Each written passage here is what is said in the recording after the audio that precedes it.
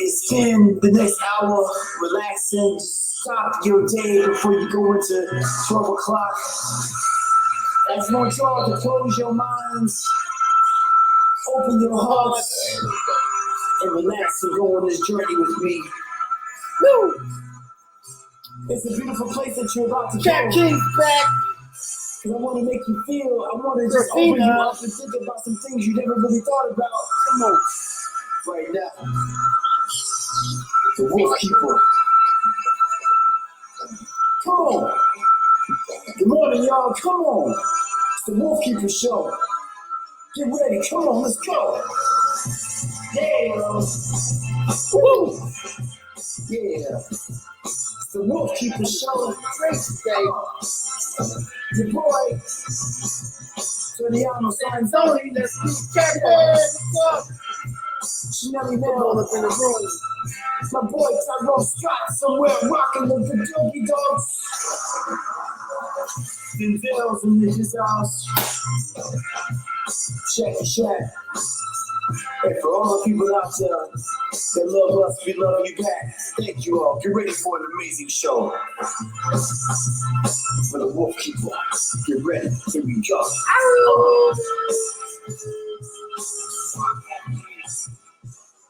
Yo, welcome to another beautiful show. The only podcast is coming at you every day, 11 a.m. Central Standard Time. And we got the amazing Trap King in the house. What's up, brother? How you feel? What's good, bro? Feeling good? It's been a wild, crazy couple of days, but I'm good. This is why I feel like we always linked up, though, because you got your Trap King, and I got my Wolfkeeper shirt. I feel like we playing. I need one of them. Hey, and vice versa. What's up? Come on, man. I'm feeling that, man. Trade off. I know it's like taking jerseys off at the end of the game. Like, here you go. And we have a special guest all the way from India. Pravina's in the house. How you doing? How you feel? I'm great. Man, this is such a treat to have you all the way live. So what city in India are you from? I am from Assam. Assam. Wow, that is so awesome. Yeah. And today, a thing that all three of us have in common is that you do poetry, which is so super amazing. Trap does poetry. I do poetry. We're all writers. So, like, what got you writing? What got you doing poetry? Well, I write in Hindi, and I basically write about life, the struggles, and women empowerment, because we are from India. I mean, I'm from India, and it's a patriarchal society. So I talk about all these issues which can empower women, and also aware them about the, because we generalize basically. So, yeah. So how did you start though? What got you to the point of like wanting to? Cause that's really bold. I mean, for India, because you're in the patriarch, like women. Is it safe to say women are sometimes still treated like second-class citizens? Correct? Yeah. So I mean, that's really brave of you to want. I mean, I think any of us. I mean, Trap, you write. I mean, you're right. I've heard your music. I mean, I heard our music. I mean, that's a lot of faith, and boldness to go against the government. Even now, I feel like you write a rap now, Trap. You putting yourself out there. You just right. You in these days. You in a certain foul. You're gonna be in somebody's foul. Right. Like the foul is real. Right. I can only imagine what Pravina going through. Like that's like you said. That's bold. I mean, because I have some friends when I lived in Kenya, Nairobi. I mean, if you said something against the government, I mean, you could go missing. That's a real, Kenya, Uganda, Venezuela, Mexico, India. So, thank you for being on the podcast, first and foremost. But how did you get to the point where you decided that you're going to, because I saw some of your poetry, and you have like big crowds that are coming out there to watch you talk, but how did you get to the point where you're like, I'm going to make that bold? Like, what pushed you to that point?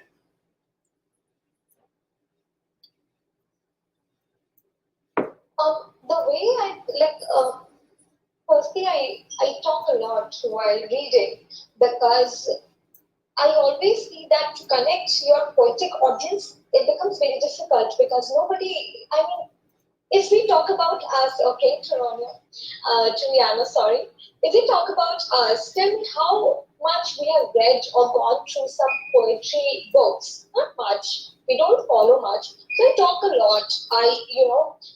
Because my content is very restricted. I talk about very serious issues. So to entertain them, because if at the end we are in this business and we are doing business, and we have to entertain for the audience to come up again and again to listen to you. I in a way talk a lot and then directly go to the point. I don't, use the words in such a way that it becomes too much glorified. I just stick to the point and I just show them the direct scenario that listen, this is what is happening. And you have to understand and just go ahead and just do whatever you think is correct. Just change this whole thing. No, because I can't do it alone. Right, you know what? When you said that, just going to the point, because we still have to entertain them, but but at the same time, you got to give them the message. Yeah. Where I was just I think it's a way of speaking.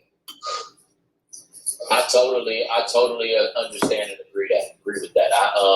Dylan, being in cat rescue, a lot of times when I show people TNR cat rescue and the groundwork, the dirty side of what I do, and I post that, I don't see as many likes. But then I post a picture of my cat licking my head, and it's 1 million likes. People love the entertainment, so I've learned that I have to spoon feed some of the entertainment in with the message. So I feel you 100% on that, and even more so in your situation. Like I totally understand that. Well, because in Pravina's point, you're talking about, and you just made me think of something. Let me just go straight to the point. Are you in danger by talking out, being honest about women's rights in India? Is that cool? Is that something that is safe to do now? Okay, so no, I think the scenario has changed a lot, and I am not in a danger while talking about it because I don't say things which are that controversial. It's things which are very general, and people are aware about it. People are coming up and they are talking about all these. So it doesn't make me feel conscious or in a dangerous spot. But yeah, I definitely agree with what Trap. I don't know his name. I'm so sorry. It's Trap, fine. But yeah, I'm so sorry about that. But yeah, I completely agree with you, Trap. Whenever I post pictures of myself, I get off of and people you are doing some great work. Keep on doing. Whenever I post any picture of me reading, I won't say me reading poetry, also my picture, because I am being in the spot, so people comment on that. But if I post a picture where I am not there, I'm not there, it's just a poetry or a thing, then people are not going to listen to it. They are not going to comment or even like or react to that. That makes me feel very, question about the whole our society, how we're building. That we're too much into glorifying things and we don't stick to the point. At the end of the day, I'm a poet, so I don't get money because of my face, but I get money because of my writing. So I think they should appreciate my writing more than my face. And I think I should be getting more likes on my poetry rather than my profile picture or pictures of my own. This makes me bad at the That's dope. I love that you said at the end of the day, I'm a poet. Like that. Yeah. Right. I agree with. I feel what you said though, because at the end of the day, I do rescue. Like if somebody think that I look cool or I'm easy on the eyes or my cats are beautiful, yes, my cats are beautiful, but I want to share this message. I want to get this word out. So I feel what you said 100%. I was just telling somebody the other day, people love a sensational lie over the boring truth. Mm. And it's crazy how you got us over that. Well, you know what? I just had the same conversation of like it's easy. It's real easy to say, oh, I'm not going to tell Pravina because she can't handle the truth, and so let me water it down a little bit. I'm not going to tell Trap straight up. I'm going to wait till it happened in February, but I'm going to wait till August to tell you, Trap, like what's really going on, because I want to baby step you into the truth versus like it's really not for me to decide. You know, if you can handle the truth. And I love what you just said, Pravina. That really hit my heart when you just said, I'm still a poet. You mean, I feel like we're all poets. So, you know, in many senses, and especially depending upon where you live in this world, you have to speak that truth because that truth can save somebody's life. Definitely with women's rights in India. I mean, women's rights all around the world, but especially in countries where they're patriotic, you know, systems. Men run it. I mean, women, you know, for many years, you know, in areas like India where women were supposed to stay home, take care of the children, not have the same education, you know, things of that sort. What do you since I have you here? Sorry, my cats are fighting. Oh, that's all good. Break it up, kitty. Since I have you here, what's I just want to talk about some politics real fast. I love outside views because you're in India, you're a poet, you're writing about politics over there. How do you guys see us right now over here in America? You know, with especially with yesterday. I mean, we lost control of the Capitol, which was like crazy. That was like I watched the whole thing. I'm like, my Facebook was blowing up, and I was like, let me turn the TV on because maybe this is just some Facebook hype. And I like literally sat there.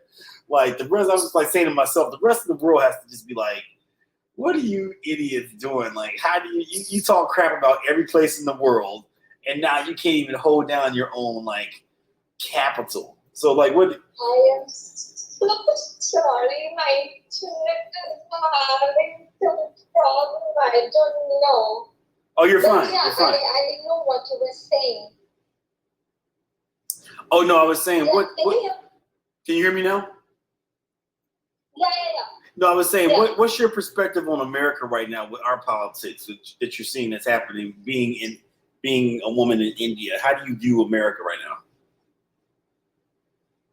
Okay, well, Toriano, we see America as a Western culture, a culture which has developed in a way that women can wear what they want because we are still restricted in a certain way. We can't wear bold dresses. We can't be bold without thought and talk.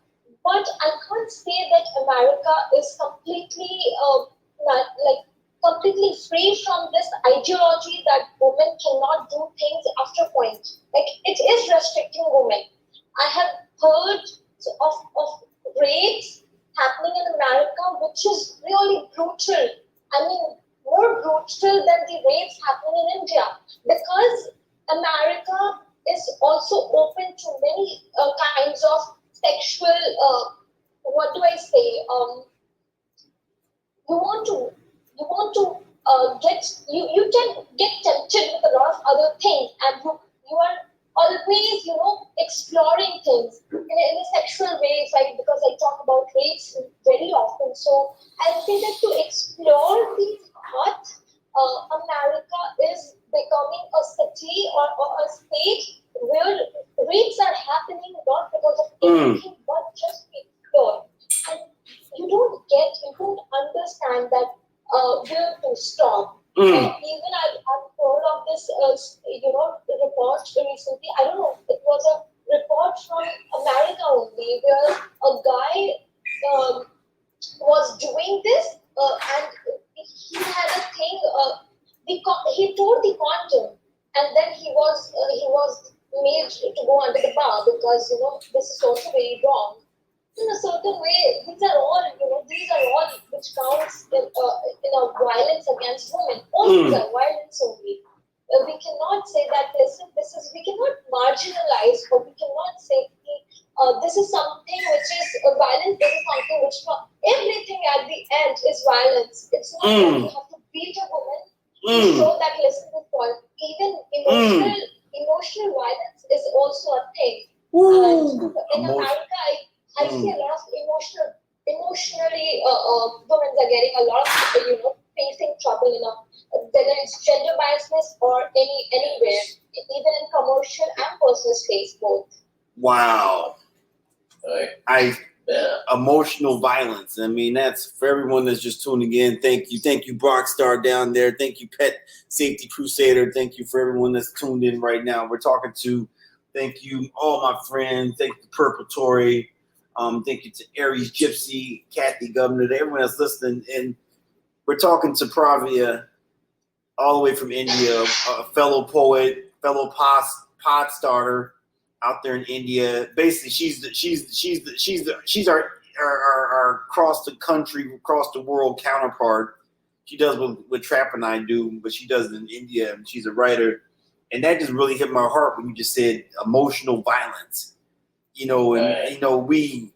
to attack somebody, mentally, spiritually, with your words, by cutting your words, by telling someone, they're ugly or they're fat or you're not smart, or shaming them because they wore something, through that level of control. And I've been seeing like all these terrible things about Vice President Kamala Harris, all these memes, just painful, aggressive, and putting that energy out there. And that that's something that I really hope that we change, in 2021, to be sensitive to all people, but the attacks against women. And that was super powerful too, what you said. I'd like for you to weigh in on this, Trap, where she said, because I know it's geographical too, because it's different in the South than it is in the North.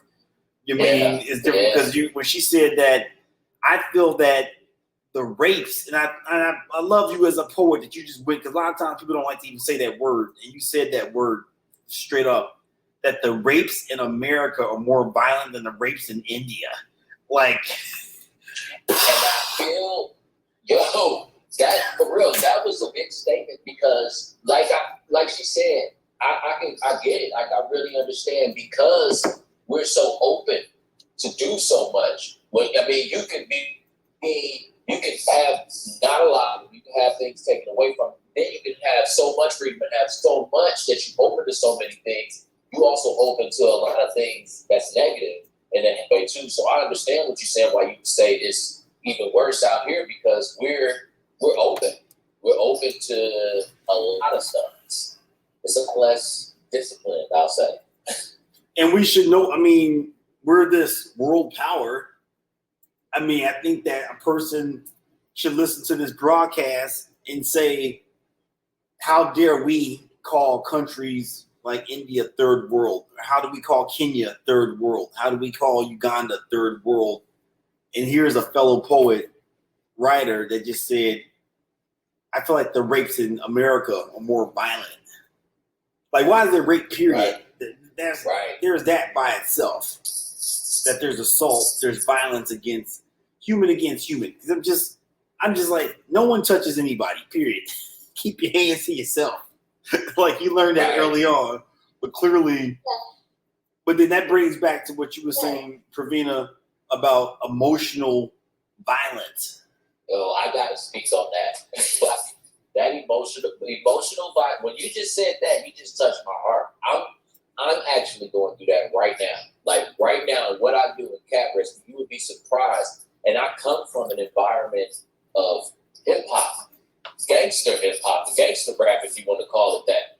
And it's more vicious. It's more vicious in cat rescue at times than it is in that world. In the world of hip hop, the competitiveness and the viciousness. I'm in cat rescue, and I promise you, some of the things that are said and done, like you said, the emotional violence, it's crazy. It's crazy. People will come at you and say things to you without even knowing you, and just, it's crazy. It's violence. I really agree with what you said. Yeah, out of nowhere. Like, where did it even come from? I don't even know you. You never met. How did you hate me without needing me? That's crazy to me. You know what? I can relate to this point actually. Diarrhea, there was a very silly, or I don't know, it's a funny incident I remember. When I started my podcast, so my podcast talks about the issues of Northeast India. It's a socio-political awareness podcast where India, in India, Northeast India is seen a portion which is a bit sort of, how do I explain now? It's somewhere political also, but no worries. I think I'm in a safe space, so I am not going to cut my words. But yeah, so Northeast India is seen a part which is not involved as a major, mainstream media land. So I tell my listeners that this is not the thing. It's in the map, and it's your land. It's a part of India. So when I started this podcast, because I'm not originally from Assam, I'm not originally from this part of region. I've grown here, but I'm originally from main in North India, which is the other state. So one of the guy I don't know, he came and he said that, how can you even talk about this land when you don't belong from here? And that was so funny to me that in a certain way he or she should be happy that I'm talking about this land even after not belonging from here, if you say so. But I think it is very funny again. But this is something, I can relate that people out of nowhere come and comment some, bizarre things, and it's like, how can you say this? You don't know me, and it's a good, whatever I'm doing is a good thing. And at the end of the day, chap, you cannot explain this people that it's actually gonna make a change, or even if it's not making a change, this is something you're doing for your own satisfaction, because we all are here to, even Choronia, whatever he does is something, Wolfkeeper University and everything, whatever he does or chap you're doing is, changing a way of changing the society. We all are doing our bit, yeah. But you cannot again, we cannot, express these people that this might help you in a certain way. So it's like just out of nowhere they come and they say certain things and you're like, okay. We can't accept. I'm just like, oh, where do I go with that? Okay, like, some of the stuff that's said, but I totally, you are 100% on point with that, because I swear it is, and I see it every day. Not even just me, I see other people go through it. I see other people do it to other people, and I'm just like, wow, look at that. That person just started insulting this person that they don't know, right, for something so minute, something so small, and they're just tearing each other's apart, talking about each other's morals and character, and you like, have y'all ever met? Like, you don't even know this person to talk about their character or their morals. Like, that's wow. Well, and that's the thing that's going through my mind. Where Pravina, you mentioned. You guys being male, you guys being male, I'm saying that you guys being male, you're coming across some, character and all. I being female, I'm not giving this argument that you are male, you won't be getting this or something, but I'm just saying that it becomes more hard for me to take this because I've been raised in a very different society. So it becomes, I'm like, what are you saying even? I'm like, there's this very amazing statement which I've came across recently. Whenever someone comments on me or who's himself a content creator, I'll just say that, listen, instead of putting energy or listening, if you don't like my content, don't listen to or don't read to that. And instead of putting energy into giving some negative bullshit, comments on my content, rather put the energy into this is going to become a major thing. Right. Yes, I've totally. Oh my goodness, I have right now as we speak. Literally, I have somebody like that. Somebody that has committed their platform to attacking me, and that's all they do. Like, there's nothing else on the platform. It's just we're gonna go with this guy, and I'm like, hey, I'm rescuing cats. Like, let's just like, are they a true? chill out. Are they a true troll? But hey, Trav, Oh, let me yes. tell you, you should be really happy that some guy has made up. Some guys put in whole energy in just, coming to your post and Right. just commenting on it. I mean, like, just what do we say now? Right. Well, and I feel like too is like the balance of like it's the balance between yin and yang because I put out 100 podcasts and there's going to be someone out there that's like, hey, you know what? I don't like your podcast at all. None of them. Out of the 100, Right. you know how many I like? I like 0. I'm like, okay, cool. You don't like any of my podcasts. Like you said, Pravina, stop listening to them then. You know what I mean? But I feel like, but that person, I think there's always going to be that person. Sometimes it's one person, sometimes it's a group. You know what I mean? Depending upon there's some people. I heard a comedian the other day talk about Michael Jackson. Like he's like, there's some people that just don't like Michael Jackson. Period. Like they dedicate like the anti-fan groups. You know what I mean? Or like whatever. I feel like that's the true signs of like a leader. That's the true signs of a person that is using, like we're poets and the pen is mightier than the sword. We have the ability to change the world with our words, and you just did today. And I'm going to really marinate on that concept. I want everyone that's listening to this podcast broadcast. Thank you all for all tuning in. We have the amazing Pravina Srivastra.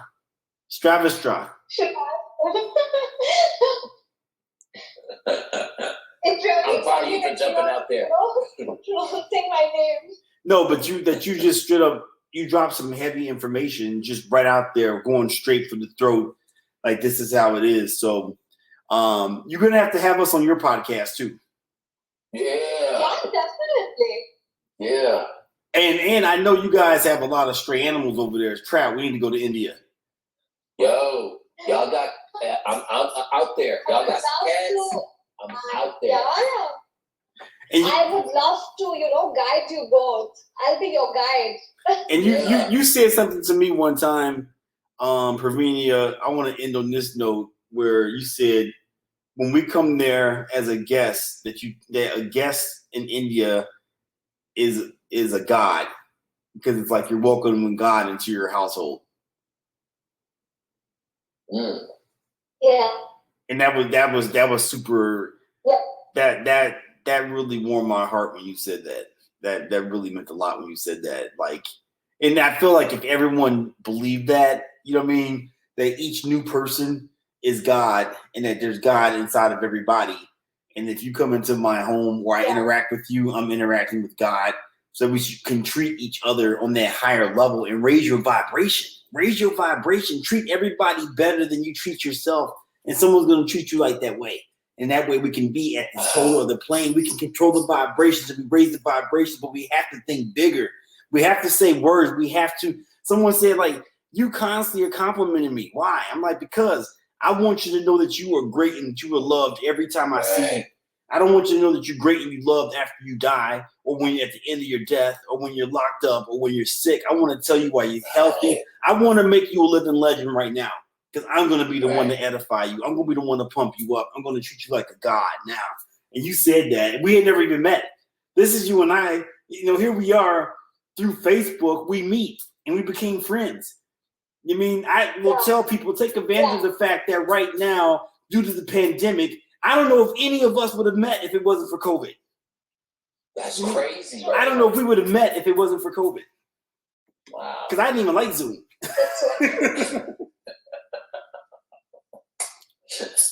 Yeah, I mean, we are saying that 2020 has been so crazy, it's so bad and whatever. But I'll say we have learned.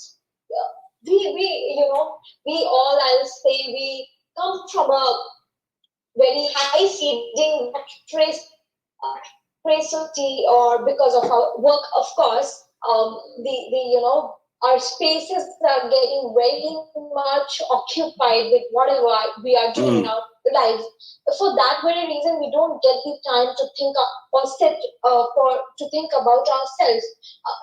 I mean, before 2020, have we ever thought about what we are doing or what wrong we have done to others?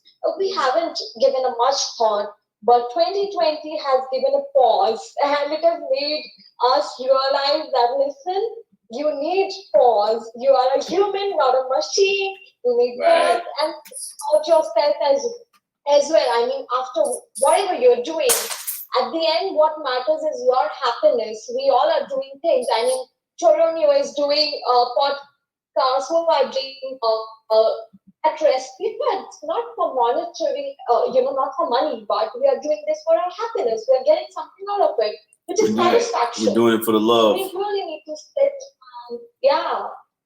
Right. We're pretty. You're not gonna run out here smelling like mackerel with fur all over your clothes all night if you don't love this stuff. You gotta love it. You gotta love it. Cool. Well, Pravina, I want to thank you so much for coming on our show today. We got to bring you back. Thank you so much. We're gonna come on yours and bring us on yours. Give a big hug to all our brothers and sisters out there in India, and let's definitely keep in contact. All right. Yeah, thank you so much for asking me out to be on your podcast. I mean, it was a great, I don't know how to express this, but I'm feeling just overwhelmed.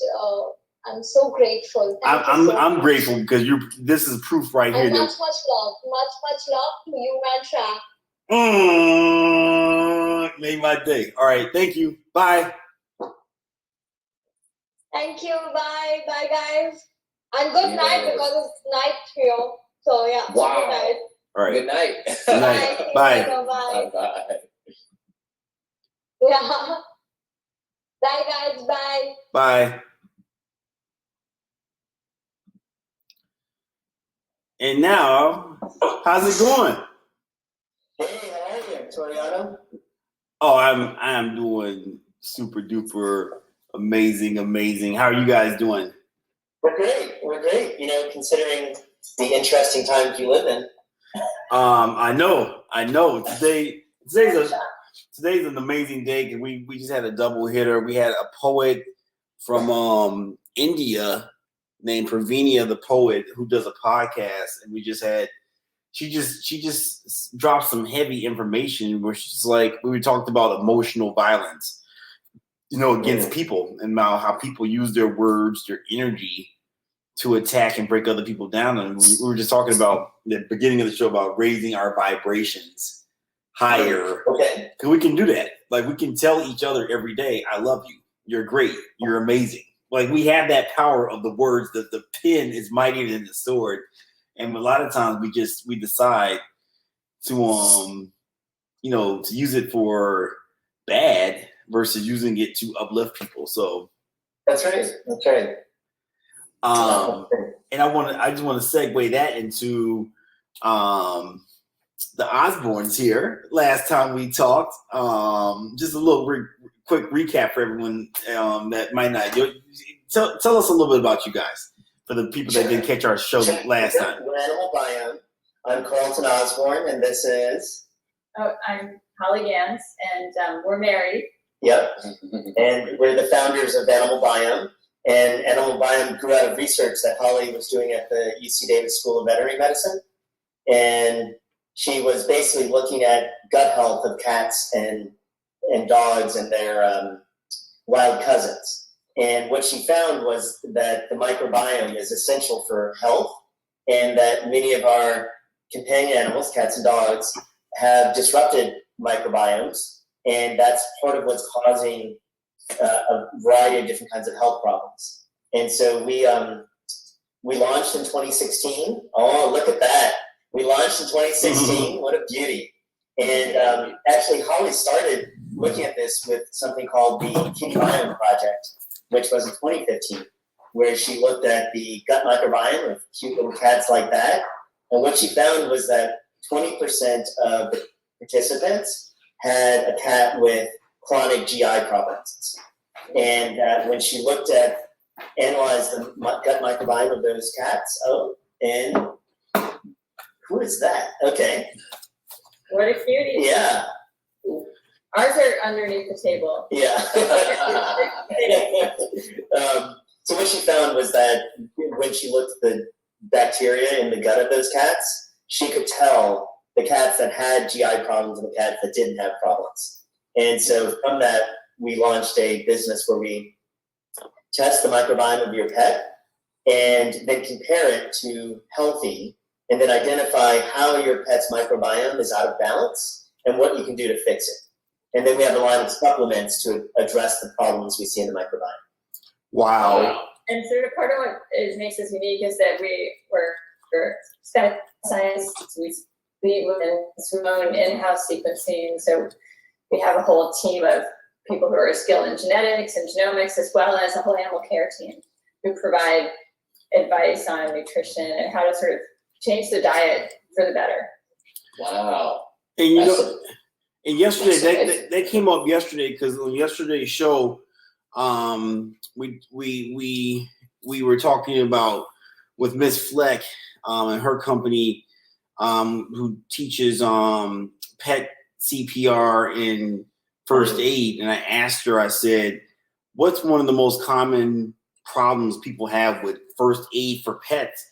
And she's like, the diarrhea. You know, there's people, most people are going to unfortunately end up going to the vet for some diarrhea issue.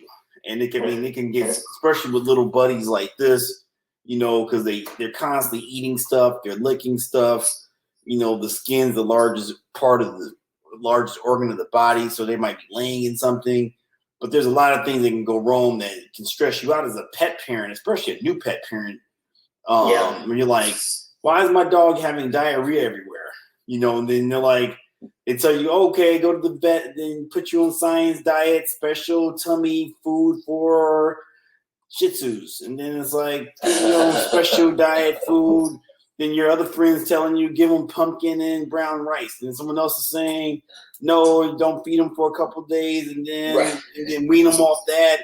And you have to give them this crazy food that's dehydrated bison from, you know, Iceland. You know, it's like there's so many. This is accurate. Absolutely.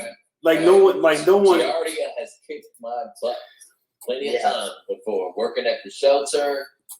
Yes, it has kicked my butt. And like Toriano was saying, the skin is the largest, so you gotta wipe, you disinfected everything. I'm bleaching my litter boxes and cleaning them 2 times a day. You know, Giardia is it's been that, and I think ringworm is probably. Oh my goodness! Like I'm with this black light, trying to look for green spots and everything, and I'm like, oh my goodness, yeah, Giardia and ringworm probably they didn't kick my butt.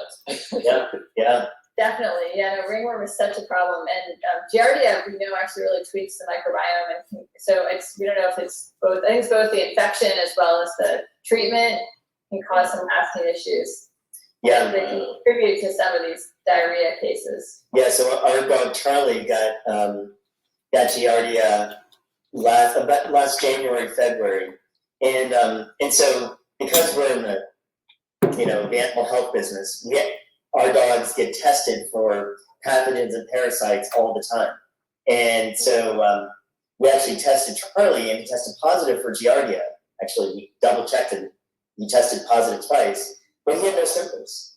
And so it actually turns out that a lot of animals can have ringworm or Giardia and have no symptoms. And then when they start having diarrhea, they get tested, and, Giardia is causing the diarrhea.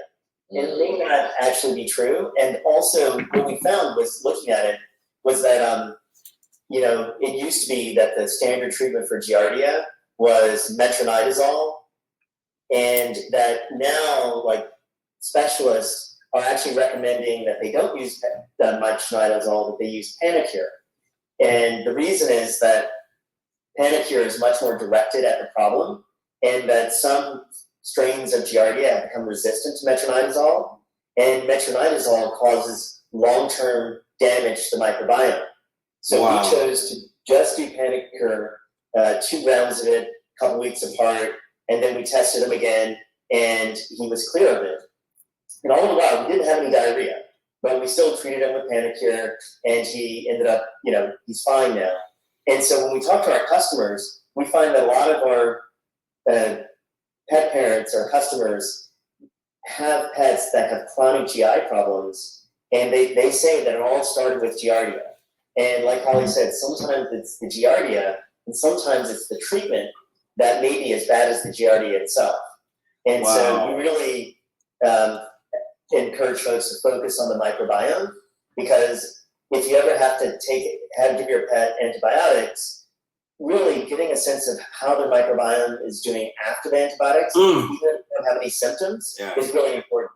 And when you're saying that, what's going through my mind for a brand new puppy owner, like just say, I've never had a dog in my life. I get this guy, and when you said that, when you were just talking, Carlton, was going through my mind was like all the brand new puppy owners or the brand new kitten owners are like, I just want them to stop pooping everywhere. Like there's diarrhea everywhere. And then, like you said, sometimes the antibiotic you go to a doctor, because I've had clients walk away with like bags of stuff where the doctor said, give them this, and then give them this, and give them this, and they have to have this food.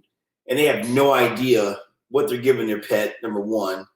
Number two, they're stressed out because they think they have to keep doing it or keep buying this, and every doctor is different as far as how they address the stomach.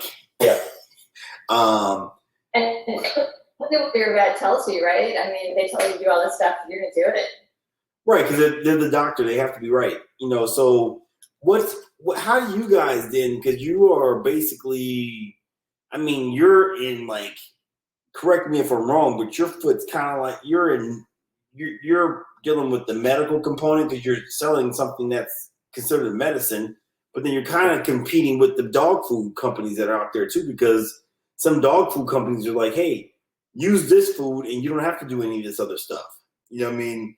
So like, how do you feel on both spectrums of that? Because at the same time, there's somebody out there going to Walmart buying Old Roy saying, my dog's been awesome his whole life, or my cat's eating Fancy Feast his entire life, or like, I don't need to do any of this crap. This is some new age yuppie stuff. Now you're telling me that in addition to this dog food that my vet has convinced me to buy, you want me to purchase one more thing for this guy's stomach. Yes. Like, how do you break that down for a new? Change the paradigm for how pet food companies and veterinarians think about treating cats and dogs for diarrhea and itchy skin. And You should tell the Yuki story. yeah, so we had a Icky story. No, that was the name of it. I thought you said Icky. I was going to say, oh man. It was the name of our first third child we had together, and so she pretty much had an iron gut, could eat anything she wanted, and then one day she got what's called hemorrhagic gastroenteritis, which is basically bloody diarrhea, and she ended up in the emergency room, and of course we thought she was going to die, and they gave her lots of antibiotics to address that, and she recovered, but then it seemed like every 3 or 4 weeks she'd eat something that then triggered diarrhea. I want to add in color, which is that my vet, who I adore and who is an advisor for us today, she was like, I know it sounds terrible, but you should just put her on like Iams chicken and rice, like just budget dog food or whatever. Wow. Is that perfect food? That's what she is. So we did that, but like it didn't solve the problem Right. in the long run. And so Yuki ended up having constant relapses. And this is a common story, right? Like, you take your puppy or your older dog to the vet, you do exactly what they say, and then you end up on this medical merry-go-round. Right. And also, we had like an open prescription for metronidazole. Wow. yeah, whenever we wanted. And but that was about the time that Holly was doing research on this. And in some ways, we focused on this because of our dog Yuki, right? And what Holly found was when we looked at Yuki's microbiome, was that it was completely out of whack. And so she was the first dog that, she was our patient zero for the fecal transplant for dogs. And she recovered her microbiome looked better, and then she could start to eat anything. She Wow. didn't have to stay on chicken and rice. And we've now helped over 10,000 cats and dogs Wow. sort of on the same journey. And so it's not that we're, against veterinarians or against antibiotics or against pet food, but we're really just trying to change the paradigm and help them understand that there's something that they can look at that can be a better guide for treatment than just giving, more antibiotics. So 10,000 Yeah. 10,000 dogs, and can we use this for COVID too? No, COVID's no joke, but COVID. That's The best thing for COVID is not to get it. Don't get it. No matter So- how old you are, we don't know what's happening to people long term. You brought up a good point too. What I mentioned earlier is that why a lot of people I feel like are afraid to address dog stomachs because they go to the vet and then all suddenly they're on like this life-term. My animal has to take this specifically, or it's kind of like once they figure out the balance being, don't do anything, don't give them a French fry, don't look at them, don't talk to them on Thursdays. French fries, Like- that's true. But if they eat one on the street, it's probably not that a big deal. But it seems like I think it's for convenience that vets and a lot of people will say like, once you get them on the food, just keep them on it because when people transition foods, then they can cause a short period, right, of soft stool, and people don't like that. But then what they're doing is basically making them stay on the same food for like a decade, which is kind of what happened with our dog. Like we followed that advice. And then we tried to like rotate protein sources, but we were using kibbles and didn't know that like if you just feed the same thing forever, you're not going to support enough diversity in the gut. Yeah. So, but also here's the other thing, Toriana. So vets will, when you take your dog to the vet and they have chronic diarrhea, they'll give you some fancy word to say, oh, this dog has this, right? Right. And that means you have to do that. But we've had customers where their pets have been diagnosed with IBD or, colitis, hemorrhagic gastroenteritis. And once they repair the gut microbiome, they no longer have that problem. Wow. And some of these labels are just a group of the problem, really of the cause. And so, I think just like in human medicine, we have to be an advocate for our pets' health and be knowledgeable and everything we're being told, and make the best decisions you can. When you said that, what went through my mind is just, and if people that listen to this podcast series, is redundant, but I always say it, and like Mahatma Gandhi said, the treatment of our culture will be judged by the treatment of our animals. So I think that it's amazing that we're at a point now where we're not just concerned about dogs not sleeping outside anymore. I mean, here's Sterling Davis, who's dedicated his life now to taking care of cats. Here I dedicated the last 20 years taking care of dogs. So we know there's certain things we don't do anymore. We don't have cats and dogs just sleeping outside. We don't just, put cats in bags and throw them in rivers because, I love that we're breaking it down even further, that you dedicated your time and energy to create a company that's focusing